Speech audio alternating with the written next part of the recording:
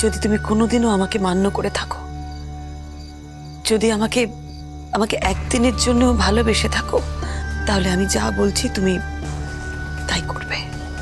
তুমি নিজে হাতে আমাকে এমন একটা জিনিস উপহার দিতে চাও, তাই তো? এটাই তোমার আমার উপর নেওয়া সব থেকে বড় প্রতিশোধ, তাই তো?